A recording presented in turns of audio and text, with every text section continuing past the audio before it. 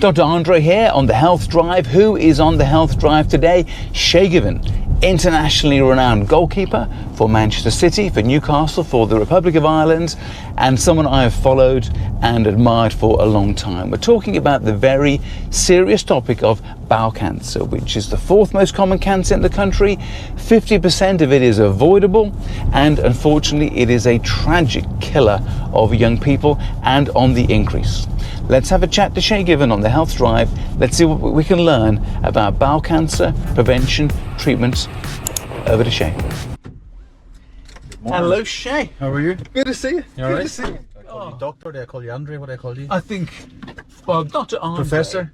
Yeah. Dr. Andre's Health. Often now, people think of me just as Dr. Andre. Yeah. They don't know if it's my first name or my second name. Yeah. It's just Dr. Andre. That'll do. And that way, and it keeps a little bit of distance. Yeah. Because whilst we're good chums, there's a bit of Yeah. distance, so you can Yeah. say anything I like that. freely, although I guess we are recording it, so it's going to go out. Things and I just really appreciate you having this chat today. problem. You're a busy guy. No, it's okay.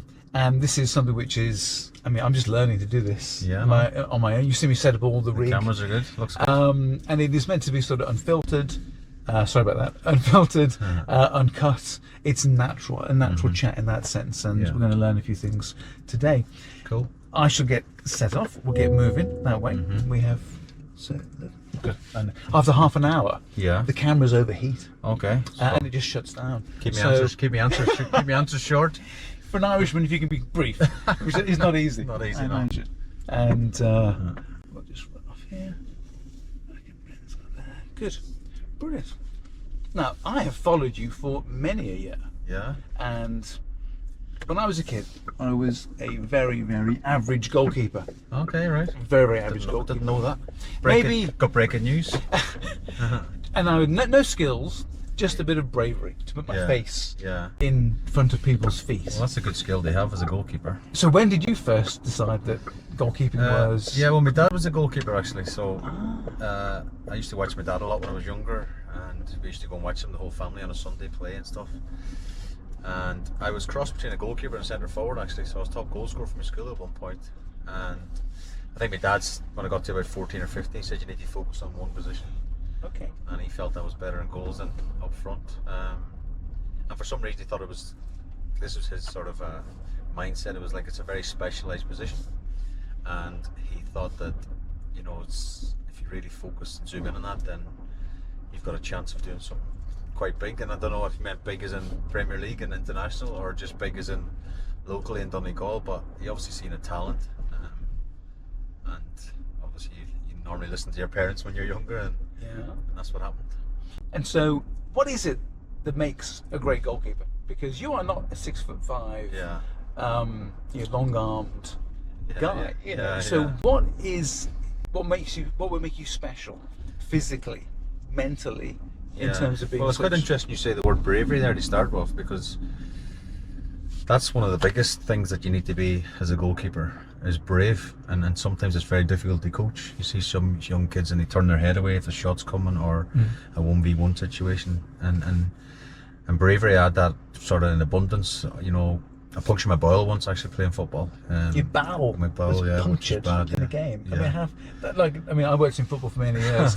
That's not like a regular well, Sunday morning. No, the occurrence. specialist said it was something similar to a car crash. You know, when you high speed got into the steering wheel type thing. You know, that was at West Ham actually when I was playing for Newcastle, and it was pretty bad, like emergency operation kind of thing. And woke up the next day in a hospital in London.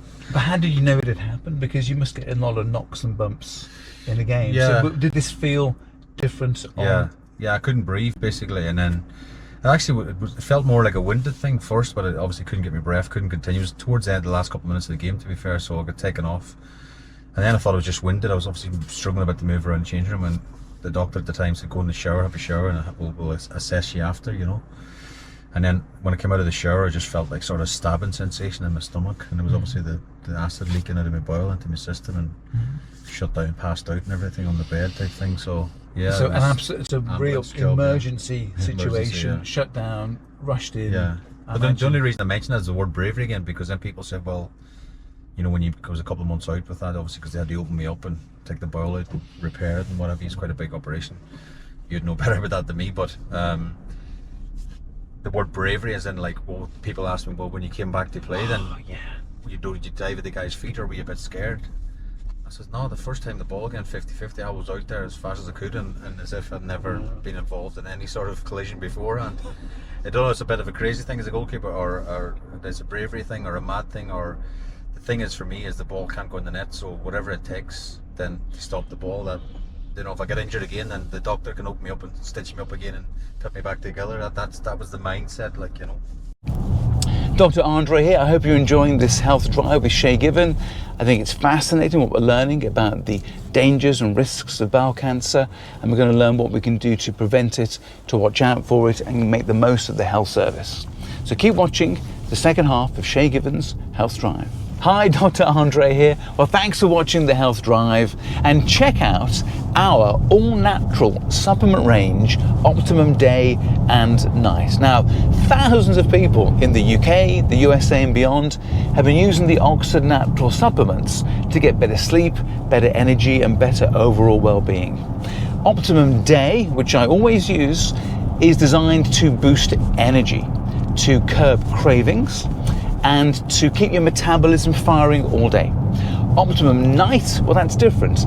That helps you to relax, to sleep deeply, and to restore while your body is recharging overnight. Now, they aren't magic pills. They are a science-based way to help you feel your best. We've had such great results. Check out Michael Owen, the England footballer, Robbie Lyle from AFTV, Linda, a PI lawyer, Anita, an immigration lawyer, and Owen from United View. All of them have found better control of their daily habits, better mood, energy, focus. And now it's your turn. So scan the QR code, click the link, and use the code word DRIVE for 70% off your first order.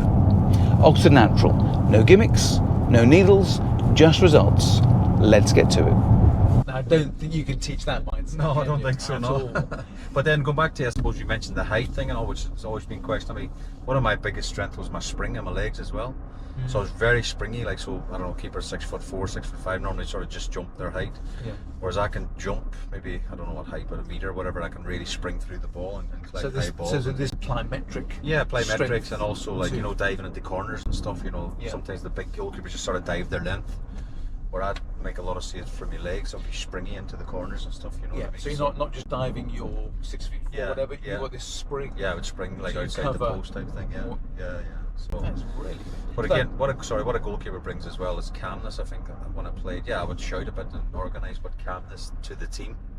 You know, sometimes you look at the modern day goalkeeper and there's a nervousness, like, what's this guy behind us going to do today? Is he going to, you know, be good, or is he going to cost us points or whatever? I thought I built like a sort of a level, as in, like, yes, I would make mistakes, but most weeks you knew exactly what you're going to get. Do you know what I mean? I think that spreads calmness through the team as well.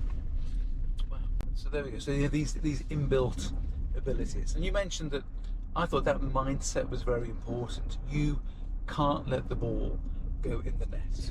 Now, does the noise of the ball going in the net, because that has a particular noise, doesn't it? The ball in the net, that sort of noise. Does that have some sort of guttural feeling? I've never really thought about that, to be honest, but yeah, I mean, you make saves with all parts of your body, like, you know. I've got quite a big head. If you look at it, it's getting bigger, I think, as I get older. But you know, I used to make saves with my head and everything, and literally didn't care how I kept the ball in the net. And even my daughter's a bit of a young goalkeeper now, and I said, Dad, she's got an experiment today. Actually, says doesn't matter how you keep it out, feet, legs, head, anything. The idea is just to stop the ball going that way, and whatever it takes. Yeah. So that's important. That's, you know, obviously when I played as a kid, my mum would always come to the game. My mum had no knowledge of sport of any kind, I don't think, but she had this idea that she used to know, was it Bert Troutman? Yeah, that's right, yeah. And she had this great story about he played with a broken neck or whatever in a cup final. And so she would come to the game with my sister in a pushchair and tell me when to go. Like when just to run out. Yeah, my dad was a bit like that. And I'd just go. You say yes, go, and I'd see the ball. Feet, I had no interest in feet and things. Just go for it, get that ball. Well, that's quite a good thing, because a lot of people forget is a big part of goalkeeping as well, is decision making. Is when to go, when not to go, you know. People just think it's about making saves and passing it out from the back or whatever, but that decision making is as important as any save. You know, if you're making the right decision or not. You know, so that's good advice to say from her. And how do you stay switched on in a game? Because I remember working in football at Everton for many years. Yeah. We used to look at who did the most running in the game, and you'd see that a player did like 12,000 meters running in a game, and often the keeper would do 7. Just because they're constantly moving back and forth. Right, and so concentration seems to be very, very important, the mental side of it. Yeah, well, I think some people underestimate that side of the concentration levels. You know, there'll be times and games have gone past and I've not even made a save, and I'd come off the pitch, I would be absolutely drenched in sweat, and people say, well, you haven't even dived once today, what are you doing? But again, it's the concentration levels. You know, you're moving sort of across the 18-yard box, or you're maybe even further out than 18 box, you're dropping off, you're moving, and again, it's just having that mindset of being focused on when you're called upon. You could be called upon in the last minute of a game to make the match-winning save, you know, and your concentration levels have to be so bang on. And I used to always kind of move with the ball, to be fair. So if it was down the right-hand side, I would move to the right side of the box, and you know, when the ball's getting moved, I was never really stationary, to be honest, and I suppose that kept me concentrated as well. Yeah. Same with this truck. Yeah. Don't know emergency stops today. We don't want to see. We've got a doctor on hand, so we should be all right. But we want to save the car. When you're doing driving tests, the guy would slam. Do you get that driving test? Yeah, he had the book, and he just bang at some point, right, and you'd be watching his hands for the. Yeah, I'm not sure if they even do that anymore. No, I don't think they do. You know, and cars had the car. I mean, I couldn't hit something now if I wanted to, because the car will just stop that's good, automatically, That's which is useful. So there's sort of, you don't have that same automatic protection as a goalkeeper. You a sense of security here now. That's right. You've got sensors on the front of this thing. Yeah, that's right. Yeah, that's right. So what about failure? Because that's a big thing, isn't it? Whereby there's a particular responsibility of the goalkeeper to keep the goal out. And if you make one error, there are clearly far greater consequences to your errors than other people's errors. Yeah. So do you have a mental reset switch? It's a really good point, because when I was younger, and this is a good few years ago now, 20, 25 years ago, I think, because most top clubs would have sports psychologists and things now. And at the time in Newcastle, we didn't have one, and it was probably seen as a weakness back then.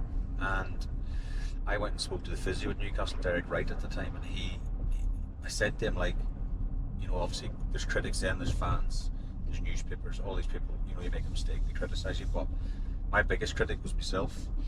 So as a goalkeeper, that's not where you want to be. You want to be, obviously, you'll make mistakes, it's mistake management, it's how you respond, what do you do next. There was I remember a game at Blackburn once we played for Newcastle, and I think it's the first 5 or 10 minutes, came for a cross, I dropped the cross, and it fell to their striker, and he hit it towards the net, and our centre half, Nikos Tabizas, is handballed it on the line. So it was a penalty, it was a red card for him 10 minutes into the game. Anyway, my conceded the penalty, whatever, but for the rest of that game, I had nearly motorbikes going off my head, because it felt like I've let my team down, I've cost my team after that mistake. I think we lost 4 or 5-1 or something, like it was a heavy defeat, you know. So I felt at that point I had to do something. I didn't want to tell the manager or the coaches, because then, again, going back 25 years or whatever it is, that was seen as a weakness. So I spoke to the physio in confidence to see who he could get to help me. And a guy called Richard Mullen, who went to university with, was an ex-goalkeeper, and he's a sports psychologist. And so we had sort of private meetings away from the training ground and stuff, as if it was something bad I was doing at the time, because that's what it was seen as, you know. But it was a real help for me from a psychological point of view, you know, mistake management.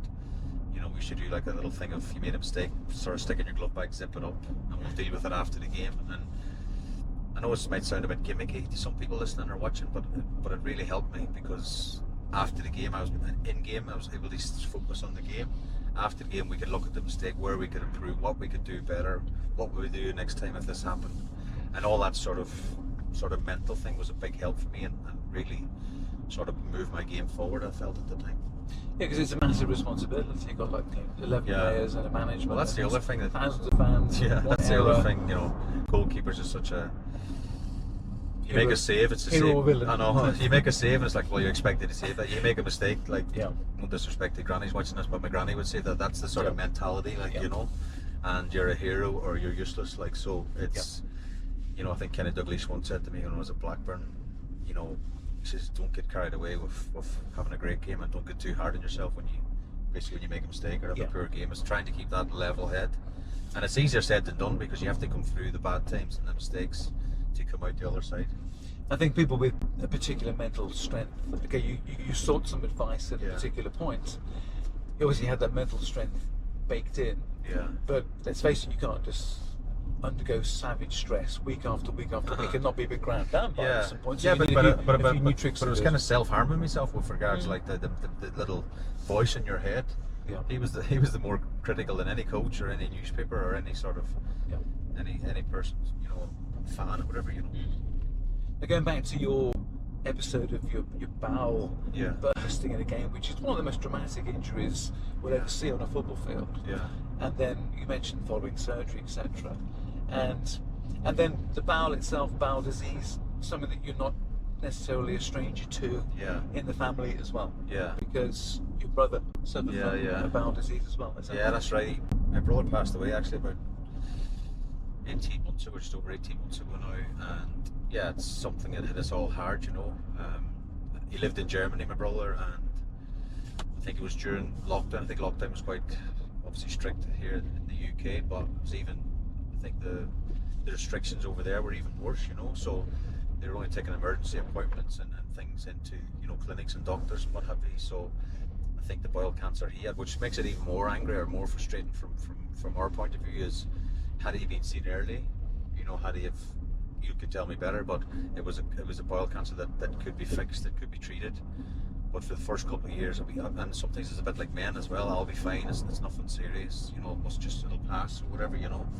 But then obviously, you know, when the symptoms sort of continued, then it was nearly too late to help him, and obviously he's went through different treatments, and I think he first started with chemo with advice over there, and then it was the homeopathic stuff he wanted to go more towards, you know. But I just think that they didn't catch it soon enough, and it was going to always be an uphill struggle after that.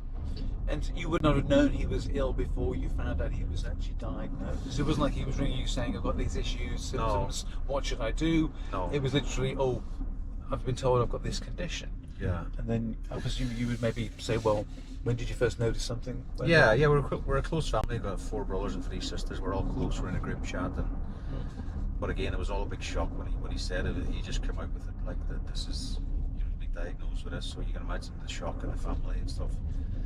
But then it was kind of like, what can we do? Anything we can do to help and stuff. And I think it was really well advised over there. But it just, I think, Doctor, you tell me different. I think it was more just the timing of it, because it was the first couple of years where he couldn't get any sort of medical help or medical advice, even, like, you know. Yeah. There's no doubt we saw increases in cancer rates just because of people not being able to contact doctors and keeping symptoms to themselves. Yeah. I guess you combine that with him being a guy and maybe not knowing, or maybe being a bit reluctant to talk to a doctor about these things. There's that as well, yeah. We all know that that's not what men are best at.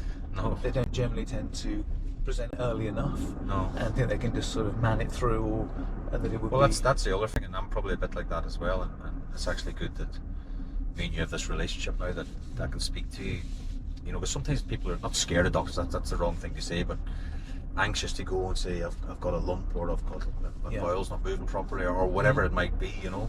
That's the thing about, and maybe that's where you can explain it better, that like, you know, if you catch these things early enough, then it can be fixed or it can be treated, and you can have a long life after it, you know. I mean, bowel cancer is one of the most preventable illnesses. Okay, it's the 4th most common cancer behind breast, lung, and prostate. Yeah. But it takes years to develop. It does not arise in a summer. Right. It takes about maybe 3-4 years to develop. Right. Okay. And it generally, 90% of it forms the same pattern, whereby you form a small polyp, like a mole, if you like, an outgrowth. That eventually gets bigger, and eventually then converts one day into a cancer. It doesn't arise from a completely normal-looking bowel that within a few weeks' time suddenly is cancerous. It takes years. Right, okay. So there is a window of opportunity. Yeah. Now, in your brother's case, if he'd gone with symptoms of change in his bowel habits, that means, you know, for 3 weeks or more, just not pooing the same, Yeah. And this is one of the difficulties, is that what do you say to a doctor when you want to explain about your bowel habits? Yeah. What words do you use? Yeah. Often you spend 2 weeks just getting nervous whether you Yeah, can say I the know. word shit. Yeah, Yeah. And let's face it. We all have to do it. We all have to do it. I mean, everyone does. I think the thing is that you know your own bowel movement Yeah. very well, don't you? Yeah, So yeah. you know your shit. Yeah, okay. yeah, yeah, okay. yeah. The doctor realistically has trained for many years. He knows his shit. Yeah, Okay. yeah, I know. So if that comes together, then generally there's a good chance of catching this early. Because if you said, "I've had this change in my bowel habit for 3 weeks," straight away the doctor's thinking, "This, I hope, isn't cancer." Yeah. Okay. That's his very or her very first thought. So they will then ask, well, Chem, about the consistency of your bowel motion. Is there pain? Are you losing weight? Yeah. Are you out of breath? These are all the fundamental questions. Right. And if they have concern, then it's a blood test to check for anemia, a stool test to check for blood, and if needed, a scope to see. And I guess if this will be the consideration, if we'd spotted the symptoms sooner, Yeah. done a scope Yeah. sooner, we'd have found maybe a polyp sooner, and that maybe would be potentially life-saving. And that Yeah. is why one nature of the condition. Because, I mean, your brother not being around now is, I mean, it's completely devastating. Isn't Yeah, it? It's yeah. completely devastating. Yeah, it's terrible. Yeah, I mean, I've got 2 sons as well. I mean, and this is why there's, I think, some urgency to stress that this is very treatable when found early. You must look at yourself, what you're going through. If Yeah. you see these changes, just turn up to a doctor's surgery. It's the one thing in medicine that I don't think there's much question that you get investigated for Right. rapidly. Okay. So don't worry that they'll just simply sort of blow it off as being nonsense. Yeah, They will yeah. definitely take it very, very seriously. The other thing I was going to just on that as well, because my mum died of cancer when I was 4, and now my brother's passed away, like, as I say, 18 months ago from cancer. Yeah. Is that something, you know, the rest of our brothers and sisters should be worried about, or do you get to a certain age in life where you have to start doing more checks or whatever it might be?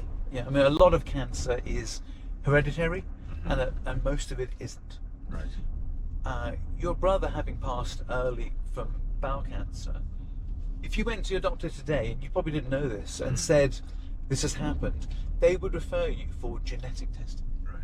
which is basically blood testing, and then reviewing that with an expert to see what predisposition you have to get particular types of cancer. Is there a gene in the family that kicks out cancer at an unusual rate? And then they would probably look to then do a scope Yeah. every couple of years Right. to make sure you were fine. Now your brother was he British? Was he South? Was he Irish? Who? Your brother. Yeah, Irish name. So he wouldn't register on our systems, if you see what I mean. Yeah. So you're here He was now. living in Germany, like, you know. So. Yeah. So there's no way the health service knows that that's happened. No. Unless you tell them. Yeah.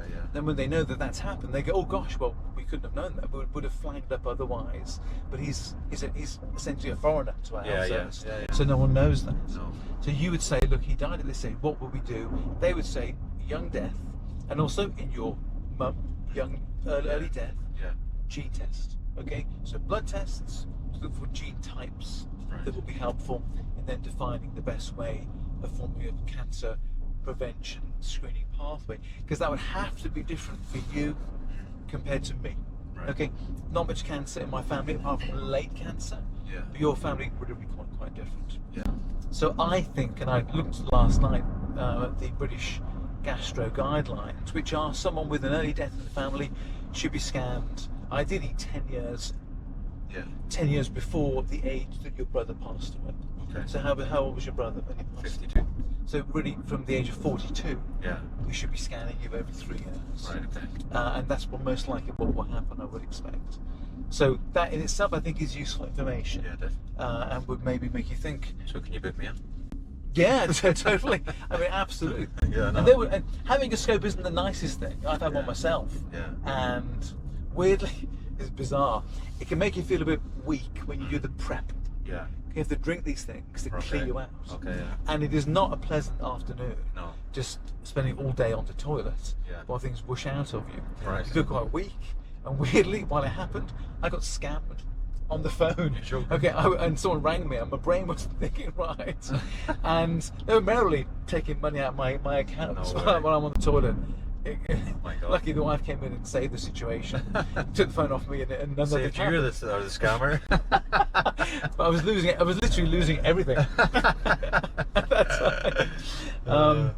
But the scan itself, the scope itself, is fine. You get like a relaxant injected. You're sort of semi-awake. So what? When you say scan, I thought you meant an MRI scan or something. It's not. It's a different No, kind of scan. sorry. This was a scope. Scope, sorry. A scope means a camera. Yeah. A camera up the back passage. Yeah. Doesn't sound very nice, but you are relaxed while it doesn't, no. happens. You're sort of floaty in your mind. You're not really scared or frightened. You hear them talking Why, in the 'cause you room. take some sort of medication to make Yeah, they you give us feel a called midazolam, which Right, is like okay. a form of relaxant, Yeah. which means you're sort of just half awake. Right. Okay. And you feel the odd sort of ache and pain as they sort of push and move, but it's a very, very safe thing to do. Yeah. The one potential risk is that they poke the bowel Yeah. with the camera and perforate, like you had your perforation yeah. before. Yeah. This is very, very rare, Right. and with the new equipment, it's almost impossible to do. Yeah. Yeah. So that's not a reason not to do it. Right. If they see something and they see a polyp, which is like a little sort of outpouching, they can then take a biopsy, take a bit of it, Right. and send that for testing. Okay. And some people are worried that doing that might spread the cancer, Yeah. but there's no evidence that really ever happens. Okay. Normally, the biopsy itself has taken everything out, including the section that you've sort of poked into. That comes out as well. Right. So no And chance. how long does it take for the results on something like that? Normally, for the what's called the histology, that's the name given to the process, about 6 weeks. Okay. Okay. So generally, you would. So that sounds a long time for me, like to worry and wait for 6 weeks, because naturally you always, I know it's just maybe human nature. Yep. You always think the worst, and it's probably trying to change the mindset. But like when I played, Yep. the psychology of, you've had blood tests already, they come up clear, for example. This is just more or less a routine check, isn't it? Really. Yeah, that's right. But it gives you peace of mind for 3 years, you said, perhaps. Or Well, whatever? pretty much. Yeah. If there's nothing going on at that stage, it's really difficult to develop a significant cancer in the next 3 years after a normal scope. Now, it's very possible that your scope is just normal. Yeah. It just looks like looking at a boring tunnel. There's nothing going on. Yeah. And that's it. If they find some polyp, then it makes sense to take a little piece of that Yeah. and check it. And there's no way around it. It takes a few weeks to get those results back. Yeah. And then you deal with it if that was to be the case. It's a bit in the early stages. It's remarkably treatable. So stage 1, stage 2. This means that it's just in the wall, gone Right. nowhere. Yeah. Then 5-year survival rates for those things are 90% Right. upwards. Okay. Yeah. Talk about 5-year survival rates. Does that mean anything to you? I've said it, but Not really, no. okay. So normally someone says, "Oh, after being diagnosed with this cancer and having this treatment, after 5 years, this many people are still alive." Right.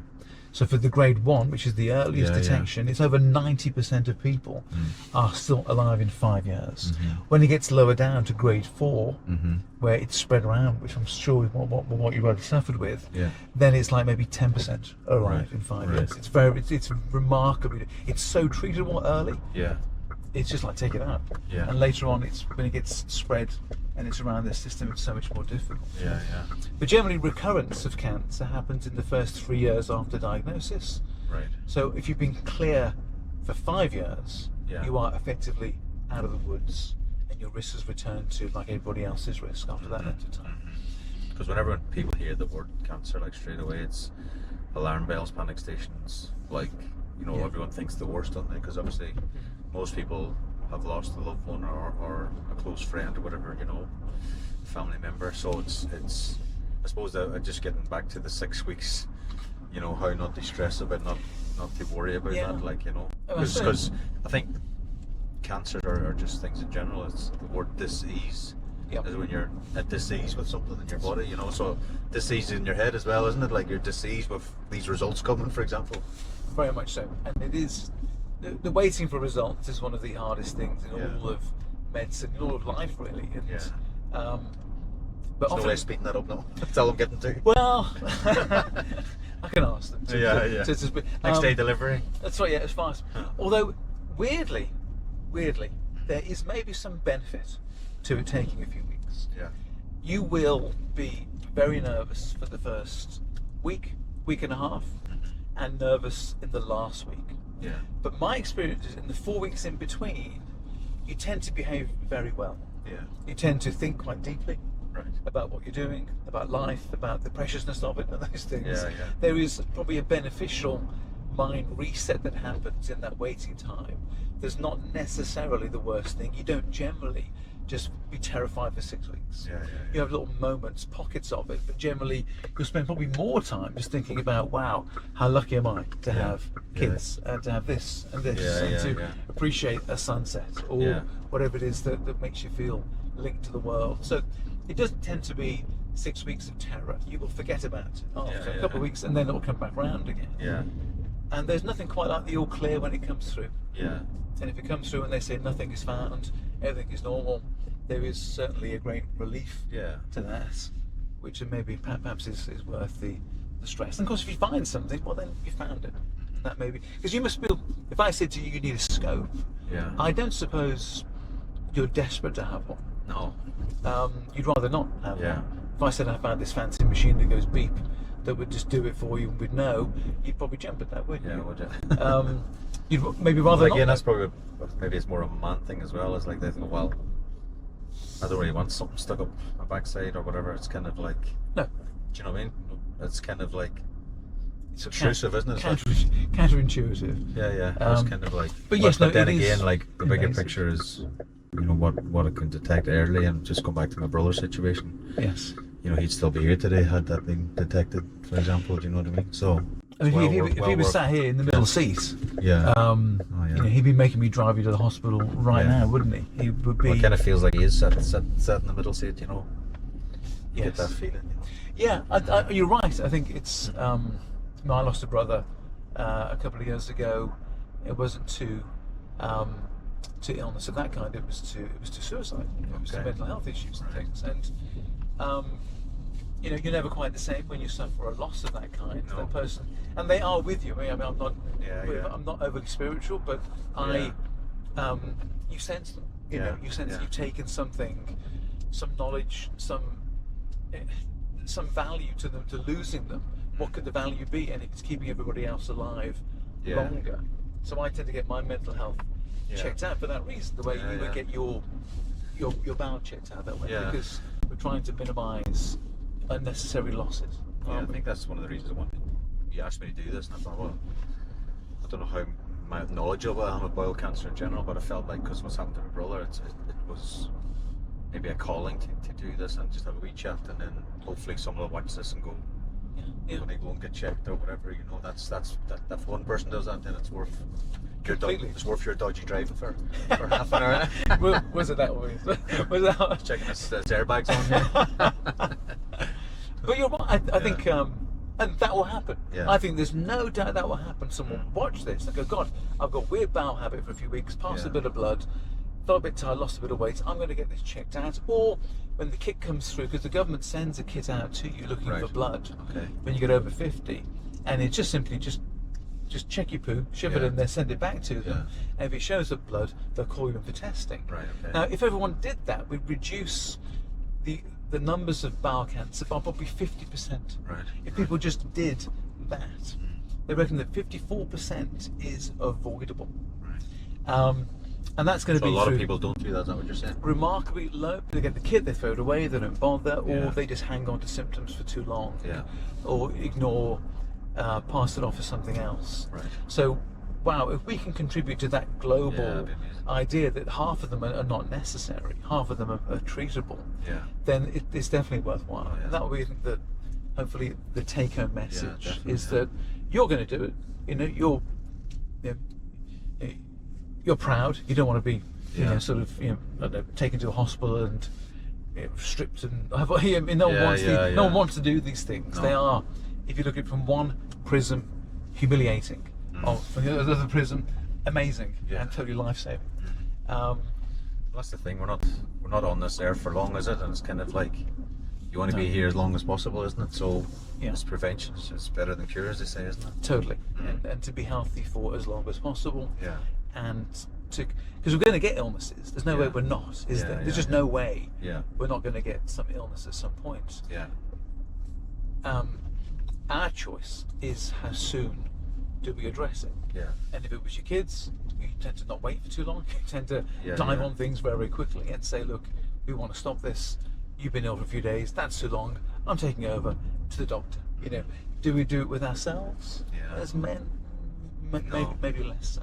I was Maybe saying to less someone so. the other day, like, if you got a car that's 3-year-old, it gets MOT'd every 12 months, like, and then we, as human beings, we don't get an MOT, do we? It's just No. we just get on with life, which is remarkable, isn't it? When you think of that. Yeah. I mean, the other thing I was going to sort of touch on as well is, I suppose, is lifestyle as well, because Yeah. there's something like bowel cancer, you know, I don't know, alcohol intake or foods or whatever, you know, is there stuff you should try and stay clear of? Or This is very important. Once we said a lot of cancer is genetic, yeah, most of it tends to be environmental and Right. what we're exposed to. Biggest risk factor for any cancer is age, just being older. right, Okay, because Well, you've I can't stop that. I can help you on some level, but ultimately, yeah. So that's inbuilt. Right. Okay, but being younger, so we say internally, is Yeah. certainly helpful. Right. Alcohol is a massive contributor to it. So is high sugar and inflammation. Right. Excessive processed foods. So So yeah, like you know, frozen foods and stuff you know, like just things that we know have been massively manufactured. that. Yeah. Things like bacon, you know, sort of cured meats and Yeah, things, yeah. not high grade ones, are not great for us. Smoking Right. is also poor, low fibre in the diet.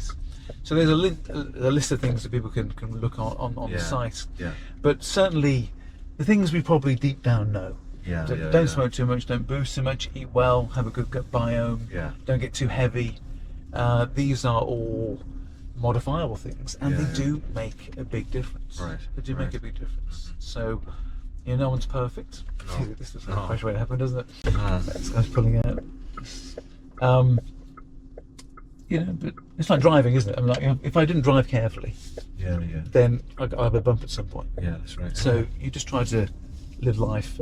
You always hammer this 80-20. Don't try and be perfect. Yeah. It's just daft. Yeah, Being yeah. perfect is certainly no fun. But if you can be on it 80% of the time, I Yeah. think is good Yeah. enough. Yeah.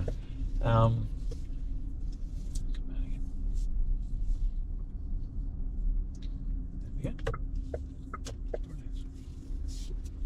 So just want to say really, thank you. No problem. No, thanks for coming. I think Or bringing me around. The driving's not bad actually, and then got some good advice on the way as well. yeah. And look at this. Like I said, uncut. Yeah. You know, I think those natural conversations are the best in that Yeah. way. Yeah. Yeah. And I wanted to have this chat with you for a while. I'm very passionate about cancer reduction, prevention. Yeah. You know, I'm a doctor. I don't actually like treating diseased people very much. Right.